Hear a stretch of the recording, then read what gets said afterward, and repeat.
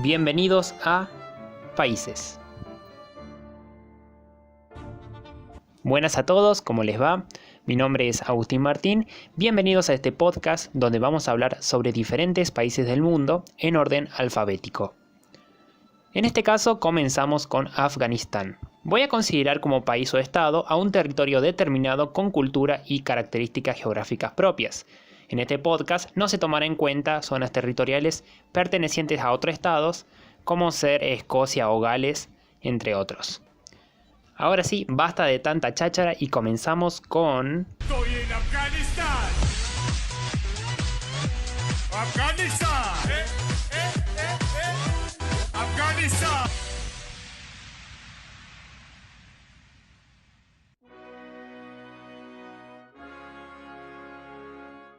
Afganistán, oficialmente República Islámica de Afganistán, es un país ubicado en el centro-sur de Asia y sin salida al mar. Se encuentra entre el subcontinente indio, Asia Central y Medio Oriente, entre esos bloques. Limita con Pakistán al sur y al este, con Irán al oeste, con Turkmenistán, Uzbekistán y Tayikistán al norte y con la República Popular China al noreste a través del corredor conocido como Bajan. Su capital y ciudad principal es Kabul. Su lengua oficial es el pastán, idioma que comparte junto a Pakistán e Irán, y el farsi darí, una lengua derivada del persa. Cuenta con más de 35.600.000 habitantes y su moneda es el afganí. Está en el puesto número 41 en cuanto a su extensión y su presidente actual es Ashraf Ghani.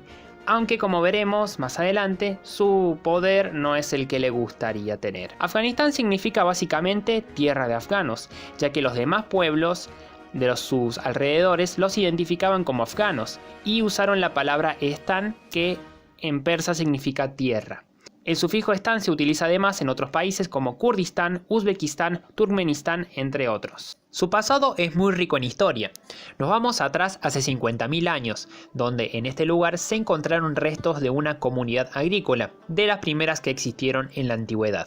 Hubieron variados imperios en donde es actualmente el territorio, como el imperio aqueménida, macedónico, maurya y el imperio árabe. En el siglo V a.C., los arios, provenientes de donde es actualmente Irán, tomaron las tierras bajo el dominio del rey persa Ciro y de la mano de Darío I dividieron el territorio en 5 satrapias, que vendrían a ser una especie de provincias, regido por diferentes sátrapas o gobernadores de estas provincias. Debido a la gran influencia persa, se inculcó en el lugar el mazdeísmo o zoroastrismo, dictado por el profeta Zaratustra, que el día que lleguemos a ver a Irán voy a contar un poco más sobre su historia.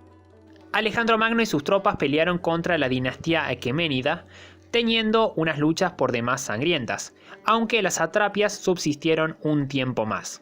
Los presidieron los seleucidas, que tuvieron su momento de auge con el rey Kanishka en el siglo II después de Cristo. Más adelante sus habitantes se transformaron al budismo y se hicieron grandes obras arquitectónicas, como las enormes Budas de Bamiyan, que datan del siglo V o siglo VI después de Cristo. Lastimosamente, en el año 2001, tras más de 1500 años de estar en pie estas estatuas, fueron demolidas por los talibanes, que ya hablaremos más adelante. Hubo época de paz, pero fueron rotas por la llegada de los sasánidas y de los hunos blancos o heftalíes. En el año 651, los sasánidas fueron vencidos por los mongoles, y gracias a ellos hubo una lenta pero constante islamización, religión que se mantiene hasta el día de hoy en el país. Llevó varios siglos conseguir convertir a todos o a casi todos los ciudadanos del lugar. Podríamos decir que durante el siglo IX y X, Afganistán tuvo un pequeño renacimiento, ya que por esa época afloraron algunos escritores, como en el caso de Ferdowsi. Dentro de lo que se trató su lucha contra Bagdad, decidieron convertir al Islam a la ciudad de Ghazni, y allí convirtieron al lugar en un notable centro de artistas. Toda esta época más intelectual y más civilizada fue totalmente destruida por la llegada de Gengis Khan en 1222, donde se ensañó y mucho con este país. Tras varias idas y venidas, llegamos finalmente al siglo XX. Acá vemos a los ingleses, quienes tomaron territorio del lugar y estaban muy dispuestos a quedarse. Tuvieron que pasar 3 guerras entre los europeos y ellos para finalmente en el año 1919 tener su propia independencia y su propia soberanía con el Tratado de Rawalpindi, el 8 de agosto de 1919. Su primer rey, Ananulan Khan, quien llevó al país por varias ideas y reformas modernizadoras, y entre eso y que tenía una relación bastante especial con la naciente Unión Soviética, hizo que grupos conservadores no estuvieran muy de acuerdo con el rey y le hicieron 2 revoluciones al Palash, que vendría a ser el título del rey en este país. Y esta segunda revolución produjo el derrocamiento del rey. Habib Ala Khan se hizo cargo en una muy sangrienta dictadura, pero su estadía en el poder fue muy corta, ya que 6 meses después fue asesinado y tomó su cargo Nadir Shah. Pero que les cuento que 4 años después también este rey fue asesinado. Lo siguió su hijo Mohammad Zahir Shah, quien estuvo en el poder por casi 40 años y es considerado el padre de la patria. Finalmente fue derrocado por Sardar Muhammad Daud, primo y cuñado del rey. Nur Muhammad Taraki fue el siguiente en el poder, y este hombre, que era abiertamente socialista, hizo un tratado Kabul-Moscú que llevó que tropas soviéticas invadieran el país en pos de proteger la nación en el año 1979. En Estados Unidos obviamente sonaron las alarmas debido a la Guerra Fría y que no querían que este país se convirtiera totalmente al comunismo. Por lo tanto, financiaron a diferentes tropas afganas con el fin de retirar a todos los soviéticos, cosa que sucedió en el año 1989. Pero salieron a escena un nuevo grupo, en este caso los talibanes. Este grupo radical islámico, conocido como talibanes, tomaron el poder en la década del 90, poniendo en práctica la ley islámica, que prohibía la música, el cine, el trabajo para las mujeres, la salida pública de mujeres, y que quedasen encerradas en sus casas o que salieran con largos atuendos en donde no se les podía ver más que sus ojos. Destruyeron vestigios y restos de otras religiones, como los budas que mencioné anteriormente. Permitieron lapidaciones ante delitos como el adulterio, mutilaciones, abejamientos de todo tipo y un largo y tendido etcétera. Pero lo más conocido estaba por venir. El 11 de septiembre del 2001 se produjo el atentado a las Torres Gemelas. El ataque se lo adjudicó el afgano más conocido de la historia, Osama Bin Laden. Creador del grupo Al-Qaeda, Osama fue un multimillonario de origen saudí que estudió religión y ciencias económicas en la Universidad del Rey Abdul Aziz. El presidente de Estados Unidos, George W. Bush, le declaró la guerra a Afganistán en este conflicto llamado Operación de Libertad Duradera, dando en principio varios ataques al país y posteriormente una larga invasión. Con apoyo de Estados Unidos se llevaron a cabo unas elecciones en el año 2004, pero nunca se pudo consolidar un real gobierno por culpa de los talibanes. El 2011 fue bisagra para Afganistán, ya que el presidente Barack Obama ordenó que ejecuten a Osama Bin Laden, hecho que finalmente se concretó el 2 de mayo de ese año. La pregunta es, ¿por qué tienen tanto poder los talibanes? Precisamente porque se esconden en la frontera con Pakistán y se calcula que obtienen una suma de 1.500 millones de dólares anuales gracias a los cultivos de opio, base para generar heroína. Y además se cree que Pakistán les da armamento e inteligencia, aunque este país siempre ha negado cualquier tipo de relación con Afganistán.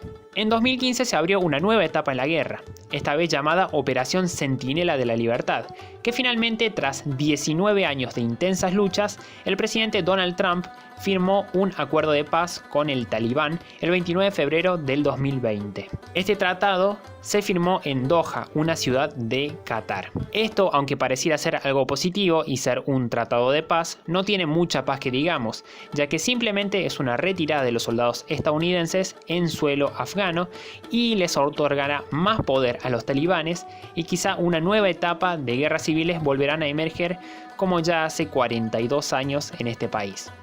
Por el lado de Estados Unidos, lo más probable es que haya sido una estrategia para Donald Trump para conseguir algunos votantes para las elecciones en este 2020. De cualquier manera, el tratado está y ojalá que el remedio, entre comillas, no sea peor que la enfermedad. Afganistán es considerado el país más violento para las mujeres. La esperanza de vida del país es de apenas 49 años y más del 90% del país se dedica a la agricultura. El 39% del país es analfabeta, aunque quizá haya subido el porcentaje, puesto que se calculó por última vez en 1999. Las mujeres tienen en promedio 6,65 hijos, siendo una de las tasas de maternidad más altas en el mundo, significando además una suma demográfica muy alta. La distancia entre Argentina, país donde vivo, y Afganistán es de 15.659 kilómetros. ¿Hay cosas positivas para destacar de Afganistán? Sí, por supuesto. De lo positivo que podemos destacar del país es su rica y prolongada cultura afgana, ya que la mixtura entre variados imperios, pueblos y civilizaciones formaron esta cultura, siendo multibilingües, con una literatura muy rica en poemas y con una música tradicional con instrumentos como el laúd dotar, propio de los persas y árabes, y el tambor tabla, siendo una influencia de la India. Participaron en 14 ocasiones de los Juegos Olímpicos, obteniendo 2 medallas de bronce por el mismo deportista, Raula Nikpia, quien practicaba taekwondo. El buzkashi, un deporte ecuestre, es el deporte nacional de Afganistán, al igual, por ejemplo, que en Argentina es el polo, que también es otro deporte ecuestre, si le queremos buscar alguna coincidencia con este país. Dentro de la gastronomía podemos destacar el aush, un platillo tipo sopa con fideos y verduras, con un caldo de salsa de tomate, como es el gazpacho, nada más que en este caso se sirve caliente. También podemos encontrar el bichak, la ensalada bohan, entre otras. Una persona puede aspirar, gracias a la religión musulmana, a ser un mulá, una persona sumamente respetada. Pero ¿cómo se logra ser un mulá? Bueno, necesitas saber los 114 capítulos del Corán, que es el libro sagrado de los musulmanes. Si llegas algún día a memorizarte todo eso, vas a ser una persona muy respetada. Actualmente y tristemente, Afganistán es uno de los países más pobres de Asia y, según vimos durante toda su historia, estuvo condenada a vivir entre miles de batallas. Pero deseo que algún día pueda emerger de las cenizas y levantarse. Esto fue Países. Hasta la próxima.